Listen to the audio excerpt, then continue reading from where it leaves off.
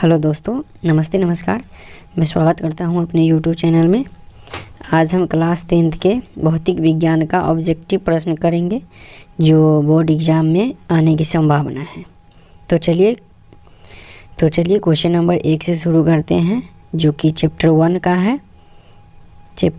है। तो इसको हम शुरू करते हैं। पहला क्वेश्चन क्या है कि प्रकाश की किरण गमन करती है। प्रकाश की किरण गमन करती है कैसे?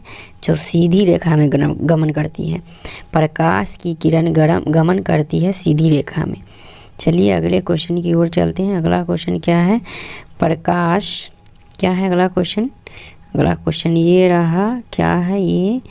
अगला क्वेश्चन की कह रहा है प्रकाश का वेग न्यूनतम होता है। प्रकाश का वेग न्यूनतम होता है किसमें? तो कांच में होता है। प्रकाश का वेग न्यूनतम होता है किसमें? कांच में।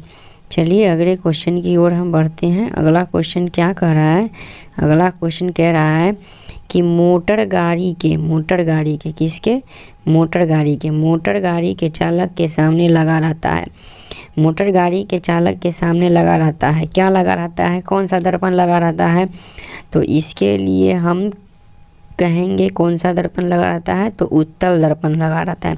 मोटर गाड़ी के चालक के सामने लगा रहता है, उत्तल दर्पण लगा रहता है। चलिए अब अगले क्वेश्चन नंबर 4 की ओर चलते हैं। क्वेश्चन नंबर 4 क्या कह रहा है? क्वेश्चन नंबर 4 ये कह रहा है, देखिए क्या है। मोटर कार के हेडलाइट में किसका प्रयोग होता है? मोटर कार के हेडलाइट में किसका प्रयोग होता है? जिसको भी पता है कृपया करके कमेंट में उत्तर भेजें। तो चलिए हम बताते हैं इसका किसका प्रयोग होता है। मोटर कार के हेडलाइट में किसका प्रयोग होता है? तो अवतल दर्पण का। किसका? अवतल दर्पण का प्रयोग होता है। चलिए क्वेश्चन नंबर 5 की ओर चलते हैं। समतल दर्पण द्वारा बना प्रतिबिंब होता है। कैसा होता है समतल द्वारा बना प्रतिबिंब? तो ये जो होता है काल्पनिक होता है। कैसा होता है? काल्पनिक होता है। चलिए क्वेश्चन नंबर 6 की ओर चलते हैं। क्वेश्चन नंबर 6 क्या है? क्वेश्चन नंबर 6 है कि लेंस की क्षमता का ऐसा मात्रक क्या है? ये तो सबको पता होना चाहिए। तो चलिए कमेंट करके बताइएगा, हम बता देते हैं। इसका आंसर डायोप्टर होता है। लेंस की क्षमता का ऐसा मात्रक क्या होता है? डायोप्टर होता है। चलिए क्वेश्चन नंबर 7 की ओर चलते हैं। क्वेश्चन नंबर 7 क्या है? क्वेश्चन नंबर 7 क्या है? थोड़ा कट रहा है, इसको थोड़ा छोटा कर लेते हैं। कट रहा है, हाँ। चलिए क्वेश्चन नंबर 7 जो है, प्रकाश की किरणों का पथ दर्शाने वाले चित्रों को कहा जाता है। प्रकाश की किरणों का पथ दर्शाने वाले चित्रों को क्या कहा जाता है? तो इसको जो कहा जाता है किरण आरेख कहा जाता है। चलिए क्वेश्चन नंबर 8 की ओर चलते हैं। क्वेश्चन नंबर 8 जो कह रहा है, क्या कह रहा है कि 2D क्षमता वाले लेंस का फोकसांतर होता है। कितना होता है? चलिए इसका ऑप्शन नंबर डी दिखाते हैं। डी। चलिए ये रहा, बताइए कि 2D क्षमता वाले लेंस का फोकसांतर होता है। कहाँ होता है इसका? तो इसका होता है 50 सेंटीमीटर। कितना होता है? 50 सेंटीमीटर। चलिए अगले क्वेश्चन की ओर चलते हैं। अगला क्वेश्चन क्या कह रहा है? अगला क्वेश्चन 9 नंबर जो कह रहा है, क्या कह रहा है कि किसी उत्तल लेंस का फोकसांतर 50 सेंटीमीटर है, तो उसकी क्षमता कितना होगा? उसकी क्षमता होगा +2D। कितना होगा? +2D। चलिए क्वेश्चन नंबर 10 की ओर चलते हैं। क्वेश्चन नंबर 10 क्या है कि प्रकाश के किरणों के समूह को कहते हैं। प्रकाश के किरणों के समूह को क्या कहते हैं? बताइए। ये भी सबको पता होना चाहिए जो थोड़ा भी पढ़े हैं। तो क्या कहते हैं उसको? किरणपुंज कहते हैं। चलिए अगले क्वेश्चन की ओर चलते हैं। क्वेश्चन नंबर 11 क्या कहता है कि उत्तल लेंस की क्षमता होती है। उत्तल लेंस की क्षमता कितना होती है? उत्तल लेंस की क्षमता होती है, क्या होती है? तो चलिए इसका जवाब हम बता रहे हैं कि धनात्मक होता है। उत्तल लेंस की क्षमता जो होता है धनात्मक होता है। चलिए अगले क्वेश्चन की ओर चलते हैं। अगले क्वेश्चन की ओर चलते हैं। क्या है अगला क्वेश्चन? 12 नंबर क्वेश्चन है अगला। और अब कहता है कि अवतल लेंस की क्षमता होता है। अवतल लेंस की क्षमता कैसा होता है? तो ये ऋणात्मक होता है। अवतल लेंस की क्षमता ऋणात्मक और उत्तल लेंस की क्षमता धनात्मक होता है। क्या समझ गए? तो चलिए अगले क्वेश्चन की ओर हम बढ़ते हैं। अगले क्वेश्चन की ओर बढ़ते हैं। चलिए अगला क्वेश्चन है। अगला क्वेश्चन क्या है? ऑप्शन नंबर डी ये रहा। इसका अगला क्वेश्चन है, उत्तल लेंस को कहते हैं। उत्तल लेंस को क्या कहते हैं बताइए? उत्तल लेंस को क्या कहते हैं? उत्तल लेंस को अभिसारी लेंस कहते हैं। उत्तल लेंस को क्या कहते हैं? अभिसारी लेंस। चलिए क्वेश्चन नंबर 14 देखते हैं क्या है। क्वेश्चन नंबर 14 क्या है? अवतल लेंस को कहते हैं, और यहाँ पर है अवतल लेंस। अवतल लेंस को क्या कहते हैं? अवतल लेंस को जो कहते हैं अपसारी लेंस। अवतल लेंस को अपसारी लेंस और उत्तल लेंस को अभिसारी लेंस कहते हैं। ठीक है, चलिए आप लोग समझ गए होइएगा। अगले क्वेश्चन की ओर चलते हैं। अगला क्वेश्चन क्या कर रहा है? थोड़ा कट रहा है, देख लेते हैं क्या कट रहा है। कट जा रहा है, एक मिनट। चलिए थोड़ा छोटा करना होगा, छोटा किए हैं। अब चलते हैं। निम्न में से कौन सा पदार्थ लेंस बनाने के लिए प्रयुक्त नहीं किया जा सकता है? बताइए, लेंस बनाने के लिए कौन सा पदार्थ इसमें से प्रयुक्त नहीं है? तो सबसे पहले तो जल प्रयुक्त है ही, यहाँ पर भी कांच भी प्रयुक्त है, प्लास्टिक भी प्रयुक्त है। ये जो है ये मिट्टी, ये नहीं प्रयुक्त है। लेंस बनाने में हमको मिट्टी का प्रयोग नहीं होता है, समझ गए? चलिए अब क्वेश्चन नंबर 16 की ओर चलते हैं। 16 क्या है? क्वेश्चन नंबर 16 क्या है? क्वेश्चन नंबर 16 ये रहा। किस दर्पण से हमेशा वस्तु से छोटा प्रतिबिंब प्राप्त होता है? कौन सी दर्पण ऐसा है जिससे वस्तु से छोटा प्रतिबिंब प्राप्त होता है? कौन सा दर्पण है? तो चलिए हम इसका जवाब हम देते हैं, उत्तल दर्पण है। कौन सा दर्पण है? उत्तल दर्पण। अब क्वेश्चन नंबर 17 की ओर चलते हैं। 17 क्या? क्वेश्चन नंबर 17 क्या कह रहा है? देखिए क्वेश्चन नंबर 17 को और जवाब कमेंट में भेजिए।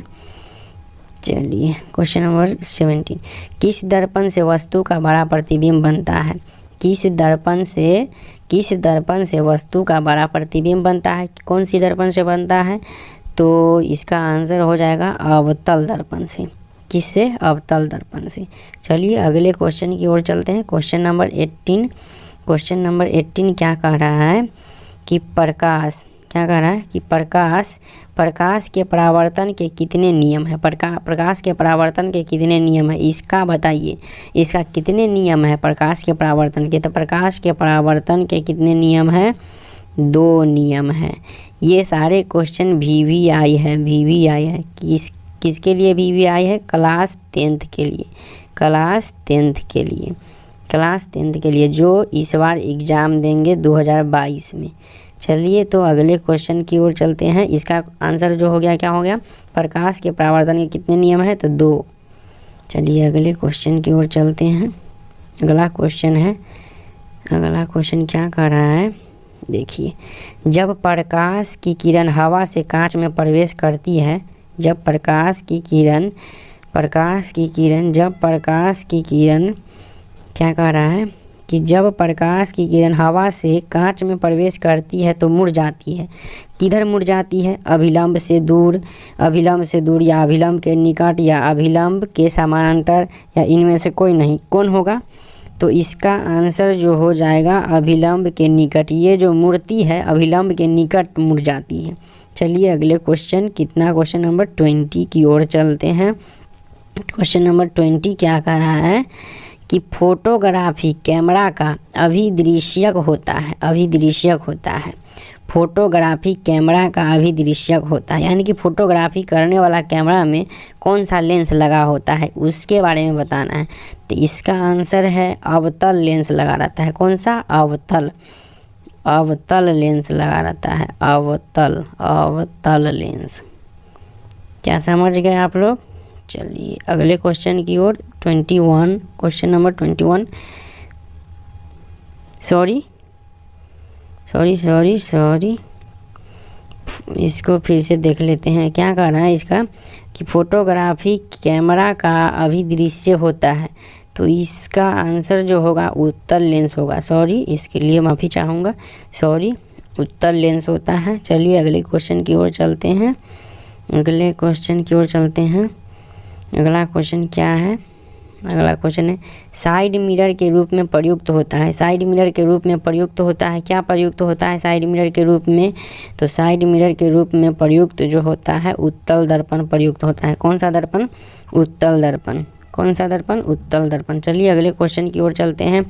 एक अवतल दर्पण क्या है? क्वेश्चन नंबर 22 कि एक अवतल दर्पण की फोकस दूरी 10 सेंटीमीटर है, तो उसकी वक्रता तिर्य्या क्या होगी?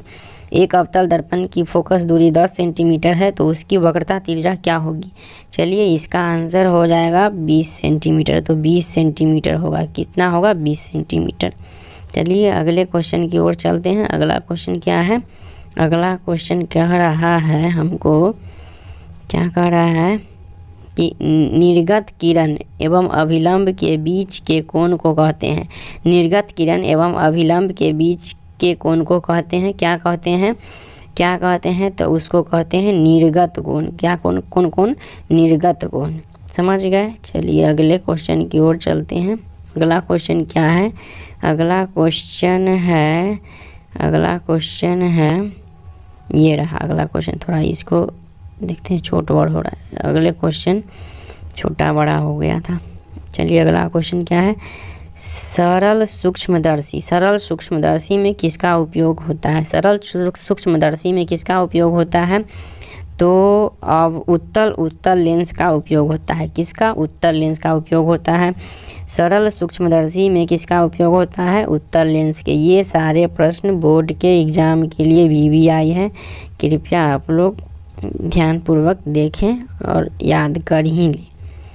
चलिए अगले क्वेश्चन की ओर चलते हैं। किस लेंस के द्वारा सिर्फ काल्पनिक प्रतिबिंब बनता है? यहाँ पे बॉल लिखना चाहिए था। चलिए मिसप्रिंट है। किस लेंस के द्वारा सिर्फ काल्पनिक प्रतिबिंब बनता है? तो किस लेंस के द्वारा? अवतल लेंस के द्वारा। किसके द्वारा? अवतल लेंस के द्वारा। चलिए क्वेश्चन नंबर अगला क्या है? Question number 26। क्वेश्चन नंबर 26 है परावर्तन के नियम से निर्धारित होता है। परावर्तन के नियम से क्या निर्धारित होता है? तो परावर्तन के नियम से निर्धारित ये होता है कि परावर्तन कोण जो होता है अपवर्तन कोण के क्या होता है? बराबर होता है, इक्वल होता है। याद रख लीजिएगा आप लोग। काल्पनिक प्रतिबिंब होता है। काल्पनिक प्रतिबिंब कैसा होता है? काल्पनिक प्रतिबिंब होता जो है, काल्पनिक प्रतिबिंब कैसा होता है बताइए आप लोग। काल्पनिक प्रतिबिंब हमेशा सीधा होता है, ठीक है। काल्पनिक प्रतिबिंब सीधा होता है। चलिए अगले क्वेश्चन की ओर चलते हैं। अगला क्वेश्चन क्या है? अगला क्वेश्चन देखिए, लेंस में मुख्य फोकस की संख्या कितनी होती है? ये VVI क्वेश्चन है। लेंस में मुख्य फोकस की संख्या कितनी होती है बताइए आप लोग। 2 होता है, 1 होता है, 3 होता है या कोई नहीं होता है? कितना होता है बताइए, कमेंट कीजिए। तो 2 होता है। कितना होता है? 2 होता है। चलिए अगले क्वेश्चन की ओर चलते हैं। अगला क्वेश्चन क्या है? 29 नंबर कह रहा है। 29 नंबर क्वेश्चन है सर्च लाइट का परावर्तक सतह होता है। ये भी इम्पोर्टेंट है, ये भी VVI क्वेश्चन है। क्या कह रहा है कि सर्च लाइट का परावर्तक सतह होता है। सर्च लाइट का परावर्तक सतह कैसा होता है? तो अवतल होता है। कैसा होता है? अवतल होता है। समझ गए? चलिए क्वेश्चन नंबर 30 की ओर देखिए। ये वाला ये क्वेश्चन जो सबको पता होना चाहिए। दाढ़ी बनाने में कौन सा दर्पण प्रयुक्त होता है? दाढ़ी बनाने में कौन सा दर्पण हम यूज करते हैं? तो अवतल दर्पण यूज करते हैं। चलिए क्वेश्चन नंबर 31 को देखते हैं। क्वेश्चन नंबर 31 जो है थोड़ा बड़ा है, इसको चलिए मिनिमाइज हो गया। चलिए, एक उत्तल लेंस की क्षमता 1 डायोप्टर है, तो उस लेंस की फोकस दूरी है।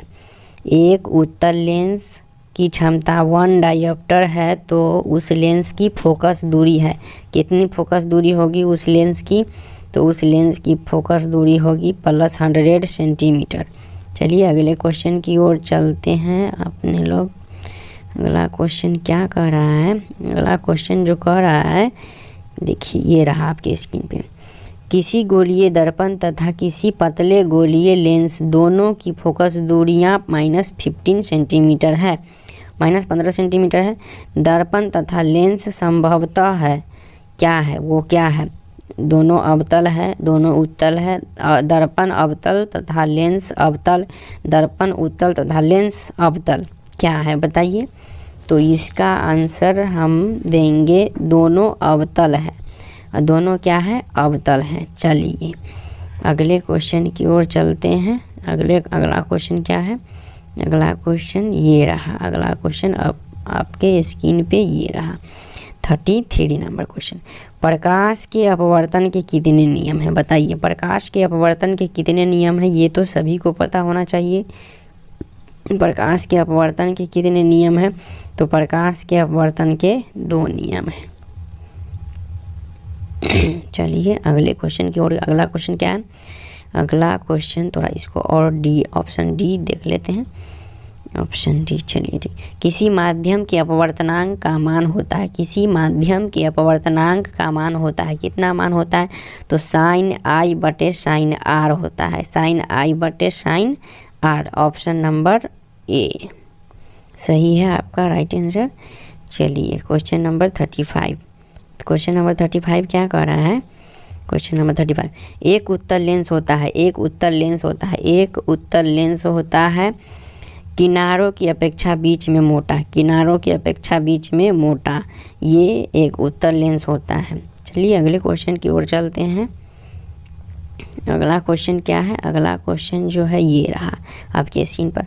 अवतल लेंस का आवर्धन जिसको m से सूचित किया जाता है बराबर होता है, अवतल लेंस का आवर्धन बराबर होता है, किसके बराबर होता है, तो v बटे यू के, v बटे यू के। ऑप्शन नंबर डी आपका राइट आंसर है। चलिए अगले क्वेश्चन की ओर। अगला क्वेश्चन 37, थोड़ा इसको छोटा करना होगा। चलिए अगले क्वेश्चन क्या है, अगला क्वेश्चन। गोलीय दर्पण में फोकसांतर एवं वक्रता तिर्य्या के बीच संभव है, गोलीय दर्पण में फोकसांतर एवं वक्रता तिर्य्या इस दोनों के बीच में क्या संबंध है, तो चलिए इसको बताना है। इसका आंसर हो जाएगा r बराबर 2f, r बराबर 2f। इसका right answer A, option number A. चलिए अगले क्वेश्चन की ओर चलते हैं। अगला क्वेश्चन क्या है, अगला क्वेश्चन जो है सोलर कुकर में प्रयोग किया जाता है, सोलर कुकर में प्रयोग क्या किया जाता है, अवतल दर्पण का। कौन सा दर्पण का प्रयोग किया जाता है सोलर कुकर में, अवतल दर्पण का, अवतल दर्पण का सोलर कुकर में प्रयोग किया जाता है। चलिए अगला क्वेश्चन क्या है, अगला क्वेश्चन ये रहा। उत्तल लेंस में बना प्रतिबिंब होता है, उत्तल लेंस में बना प्रतिबिंब होता है, कैसा होता है, तो वास्तविक और उल्टा होता है। कैसा, वास्तविक और उल्टा होता है, वास्तविक और उल्टा होता है उत्तल लेंस में बना प्रतिबिंब। चलिए अगले क्वेश्चन की ओर चलते हैं। अगला क्वेश्चन क्या है, थोड़ा मिनिमाइज करना होगा।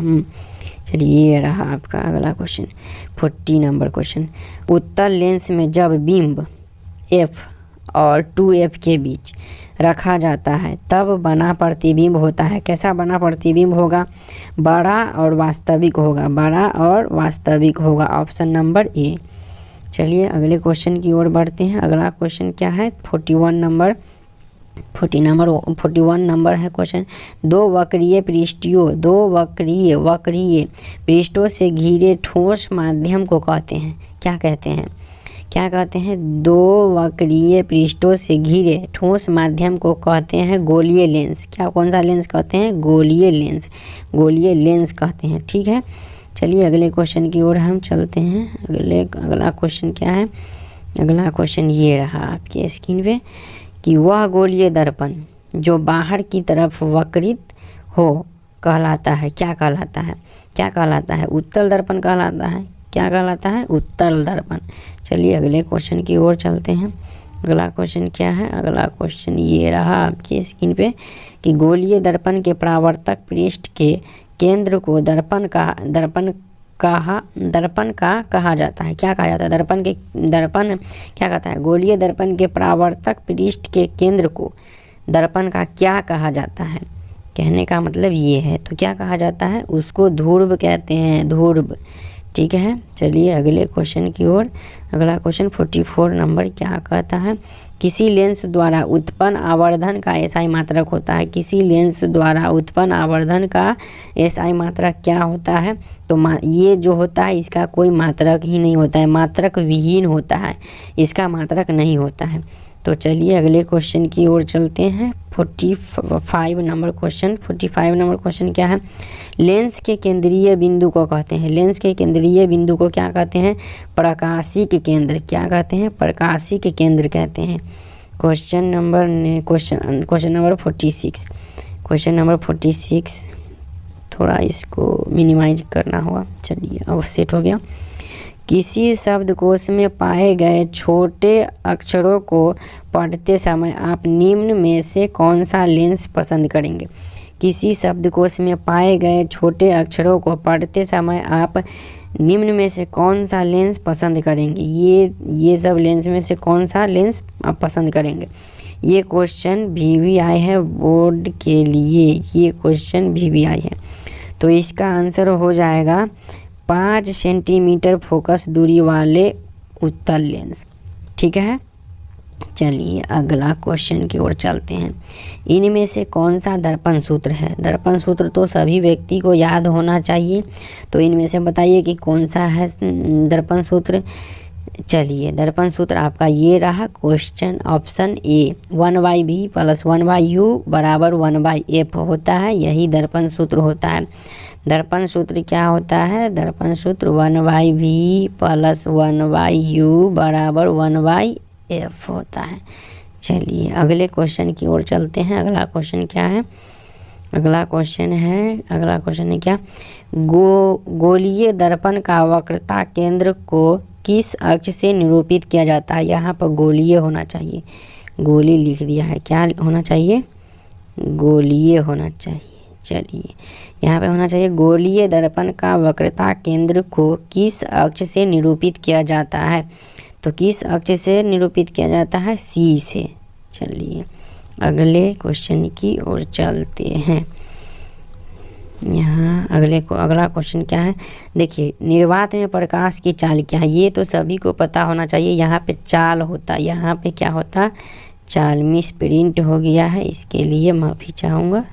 यहाँ पे चाल होता है। तो निर्वात में प्रकाश की चाल कितना होता है? 3 × 10⁸ सेंटीमीटर मीटर पर सेकेंड, 3 × 10⁸ मीटर पर सेकेंड ये होता है। यहाँ पे गलत थोड़ा हो गया है।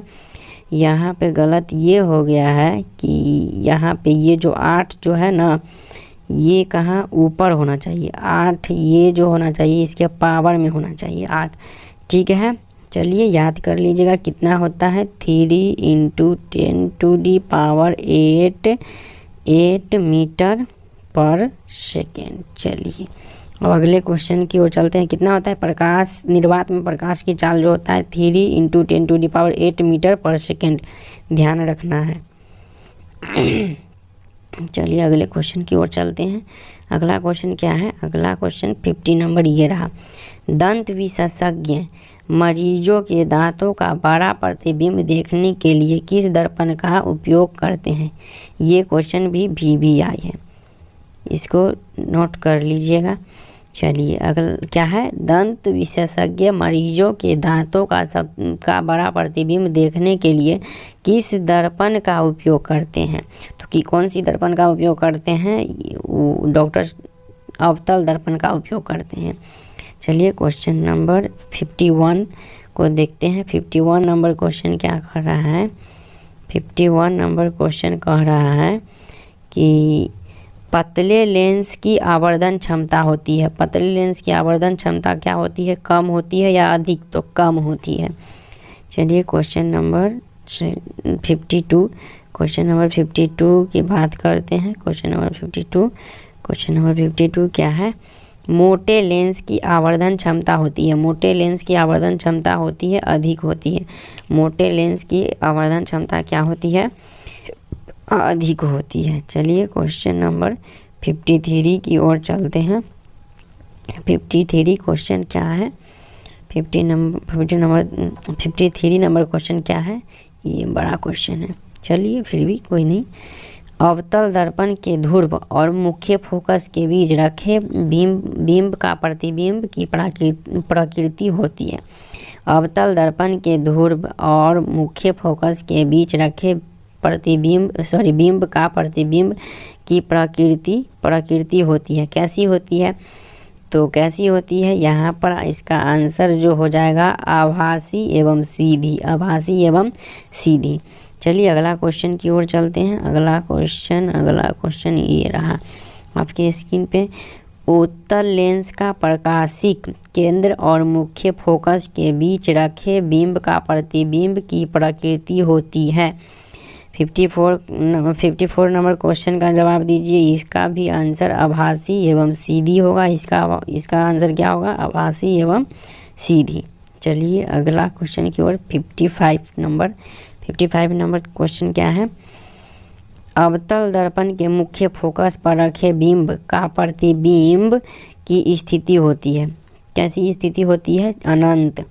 अवतल दर्पण के मुख्य फोकस पर रखे बिंब का प्रतिबिंब की स्थिति होती है क्या, अनंत होती है, अनंत। क्वेश्चन नंबर 56 की ओर चलते हैं। 56 नंबर, उत्तल लेंस के मुख्य फोकस पर बन रखे प्रतिबिंब की स्थिति होती है। कैसी स्थिति होती है, तो इसकी 56 क्या कहता है, उत्तल लेंस के मुख्य फोकस पर रखे प्रतिबिंब की स्थिति होती है अनंत पर। इसका आंसर हुआ अनंत। चलिए अगला क्वेश्चन की ओर हम बढ़ते हैं। अगला क्वेश्चन क्या है, अगला क्वेश्चन जो है, अवतल लेंस के मुख्य फोकस पर रखे बिंब का प्रतिबिंब की स्थिति होता है। इसका स्थिति कैसा होता है, तो ये रहा प्रकाशिक केंद्र और फोकस के बीच, प्रकाशिक केंद्र और फोकस के बीच। अगला क्वेश्चन रहा ये क्या है, 58 नंबर क्वेश्चन। अवतल लेंस के सामने अनंत पर रखे बिंब का प्रतिबिंब की स्थिति होता है। कैसा स्थिति होता है, अवतल लेंस के सामने अनंत पर रखे बिंब का प्रतिबिंब की स्थिति होती है। कैसी स्थिति होती है, तो ये इसका जो होता है फोकस पर होता है। चलिए अगले क्वेश्चन की ओर क्या है, अगला क्वेश्चन, अवतल दर्पण के सामने अनंत पर रखे बिंब का प्रतिबिंब की स्थिति होती है। ये तो MVVI क्वेश्चन है बोर्ड के लिए, इसको याद रख लीजिएगा आप लोग। तो अवतल दर्पण के सामने अनंत पर रखे बिंब का प्रतिबिंब की स्थिति होती है। कैसी स्थिति होती है, फोकस पर। चलिए अगले क्वेश्चन की ओर चलते हैं।